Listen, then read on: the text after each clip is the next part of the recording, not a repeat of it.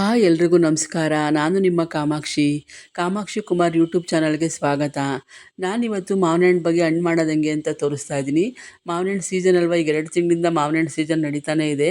ಇದು ತುಂಬ ದಿನ ಆಯಿತು ನಾನು ವಿಡಿಯೋ ಮಾಡ್ಕೊಂಡು. ಮಾವಿನ ಹಣ್ಣು ಸೀಸನ್ ಫಸ್ಟ್ ಬಂದಾಗಲೇ ನಮ್ಮ ಮಗಳು ಫ್ರೆಂಡು ಜ್ಯೋತಿ ಅಂತ ಇಲ್ಲಿ ಹಳ್ಳಿಲಿರೋದು, ಅವರು ನಮ್ಮ ಮನೆಗೆ ಮಾವಿನಕಾಯಿ ಬೆಳೀತಾರೆ, ಹಣ್ಣು ಕಾಯಿ ಎಲ್ಲ ಬೆಳೀತಾರೆ, ಮಾವಿನ ತೋಟ ಇದೆ ಅವ್ರಿಗೆ. ಅವರು ನಮಗೆ ಮಾವಿನಕಾಯಿ ಕೊಟ್ಟು ಕಳಿಸಿದ್ರು, ಒಂದು 50 ಕೊಟ್ಟಿದ್ದರು. ನಮಗೆ ಹೋದ ವರ್ಷವೂ ಕೊಟ್ಟಿದ್ದರು, ತುಂಬ ಚೆನ್ನಾಗಿತ್ತು ಸ್ವೀಟಾಗಿ. ಹಂಗಾಗಿ ಈ ವರ್ಷವೂ ಕೊಟ್ಟಿದ್ದರು.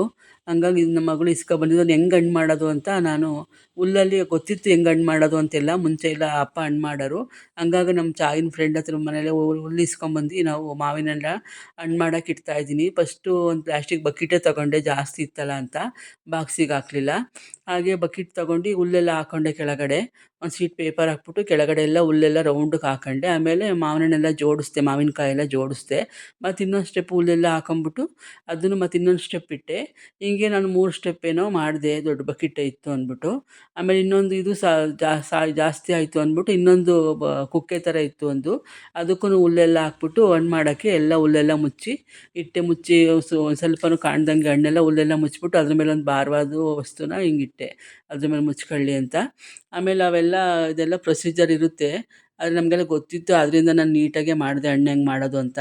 ಹಣ್ಣು ನ್ಯಾಚುರಲ್ ಹಣ್ಣಲ್ವಾ, ಒಳ್ಳೆಯದು, ಏನು ಇದು ಹಾಕಿರಲ್ಲ, ಪುಡಿ ಎಲ್ಲ ಹಾಕಿರಲ್ಲ, ಹಣ್ಣು ಮಾಡೋಕ್ಕೇನಿಲ್ಲ, ತುಂಬ ಚೆನ್ನಾಗಿರುತ್ತೆ. ಆದರೂ ಅದು ಅಷ್ಟು ಹಣ್ಣುಗಳೇ ನಮಗೆ ತಿನ್ನೋಕ್ಕೆ ಸಿಗೋಲ್ಲ, ಒಂದೊಂದು ಕೆಟ್ಟೋಗ್ಬಿಡ್ತವೆ.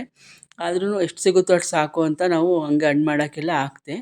ಆಮೇಲೆ ಹಣ್ಣು 4 ದಿನ ತೆಗಿಲಿಲ್ಲ, 4-5 ದಿನ, ನಾವು 4 ದಿನ ಮೈಸೂರಿಗೆ ಹೋದ್ವಿ. ನಾನು ಮಂಗಳವಾರ ಈ ಥರ ಹಣ್ಣು ಮಾಡೋಕೆ ಇಟ್ಟೋಗಿದ್ದು. ಅವತ್ತು ಮಧ್ಯಾಹ್ನನೇ ಮೈಸೂರಿಗೆ ಹೋದ್ವಿ. ಆಮೇಲೆ ಬಂದಮೇಲೆ ನೋಡೋಣ ಅಂತ ನಾನು ಹಂಗೆ ಇಟ್ಬಿಟ್ಟಿದ್ದೆ. ಆಮೇಲೆ ಬಂದಮೇಲೆ ನೋಡಿದೆ ಒಂದಿನ, ಆವಾಗ ಅಷ್ಟು ಹಣ್ಣಾಗಿರಲಿಲ್ಲ. ಅವಾಗ ಇನ್ನೂ ಒಂದು 2 ದಿನ ಬಿಟ್ಟ ಮೇಲೆ ಅದು ಸ್ವಲ್ಪನೇ ಕಲರ್ ಬಂದಿತ್ತು, ಸ್ವಲ್ಪನೇ ತುಂಬ ಕಲರ್ ಬಂದಿತ್ತು. ಆವಾಗ ಇದು ಹಣ್ಣಾಗುತ್ತೆ ಅಂತ ನಾನೇನು ಮಾಡಿದೆ, ಎಲ್ಲದನ್ನೂ ನಾನು ಒಂದು ಸ್ವಲ್ಪ ತೆಗೆದು ನೋಡಿದೆ. ಆವಾಗ ಇನ್ನೂ ಒಂದು ದಿನ ಬಿಟ್ಬಿಟ್ಟು ಒಂಚೂರು ಕಾಣ್ದಂಗೆ ಫುಲ್ಲು ಹುಲ್ಲೆಲ್ಲ ಹಿಂಗೆ ಹಾಕಬೇಕು. ಇಲ್ಲೆಲ್ಲ ಹಾಕಿದ್ರೆ ಆವಾಗ ಅದು ಫುಲ್ಲು ಇವಾಗ ಹುಲ್ಲು ನೀಟಿಗೆ ಹಣ್ಣಾಗುತ್ತದು.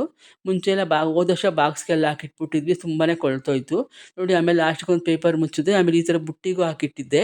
ಅದು ನೋಡಿ, ಈಗ ಸ್ವಲ್ಪ ಲೈಟಾಗಿ ಕಲರ್ ಬಂದಿದೆ. ಏನೇ ಆಗಲಿ ಮಾವಿನ ಹಣ್ಣು ಅಂದರೆ ಖುಷಿ ಅಲ್ವಾ. ನೋಡಿ, ಸ್ವಲ್ಪ ಲೈಟಾಗಿ ಕಲರ್ ಬಂದು ಸ್ವಲ್ಪ ಮೆತ್ತಗೂ ಆಗಿತ್ತು. ಹಂಗಾಗಿ ಅದೆಲ್ಲ ಒಂದೊಂದೇ ತೆಗೆದು ನೋಡಿದೆ, ತೆಗೆದು ಹುಲ್ಲೆಲ್ಲ ಆಗಿತ್ತು. ಆಮೇಲೆ ತೆಗ್ದು ಒಂದು ಟ್ರೈಗೆ ಜೋಡಿಸ್ಕೊಂಡೆ ನಾನು, ಈ ಟ್ರೈಗೆಲ್ಲ ಜೋಡಿಸ್ಕೊಂಡೆ. ಮತ್ತೆ ಬೇಕಾದ್ರೆ ಕೆಳಗಡೆ ಸ್ವಲ್ಪ ಹುಲ್ಲು ಹಾಕಿದ್ದೆ. ಮತ್ತು ಇನ್ಯಾವ್ದಾರ ಕಾಯಿ ಅಂತಂದಿದ್ರೆ ಹಣ್ಣಾಗಲಿ ಅಂದ್ಬಿಟ್ಟು ಹುಲ್ಲು ಹಾಕ್ಬಿಟ್ಟು ಮತ್ತೆಲ್ಲ ತೆಗ್ದು ಜೋಡಿಸ್ದೆ. ಅದು ಬೆವ್ತು ನೀರಾದಂಗೆ ಆಗಿರುತ್ತೆ, 4-5 ದಿನದಿಂದ ತೆಗ್ದಿರಲ್ವಲ್ಲ, ಹಂಗಾಗಿ ಬೆವ್ತು ನೀರಾದಂಗೆ ಆಗಿತ್ತು. ಒಂಥರ ತುಂಬ ಚೆನ್ನಾಗಿ ಕಲರ್ ಬಂದಿತ್ತು. ಮತ್ತು ಹಣ್ಣು ತುಂಬ ಸ್ವೀಟಾಗಿತ್ತು, ಚೆನ್ನಾಗಿತ್ತಿಲ್ಲ. ನೀಟಾಗಿ ತೊಳ್ಕೊಂಡು ಎಷ್ಟು ಯಾವ್ಯಾವ ಹಣ್ಣಾಗಿರ್ತವೆ ಅದೆಲ್ಲ ಕುಯ್ಕೊಂಡು ತಿಂದ್ವಿ. ಈ ವಿಡಿಯೋ ನೋಡಿದ್ದಕ್ಕೆ ಧನ್ಯವಾದಗಳು.